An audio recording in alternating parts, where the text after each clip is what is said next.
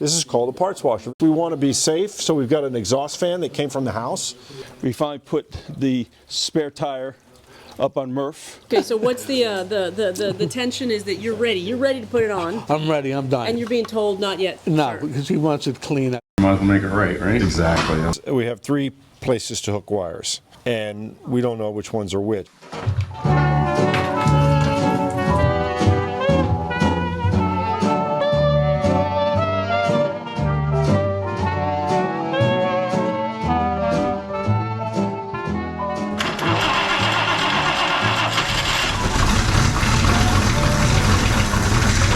He's far enough away. We're not going to take him out yet.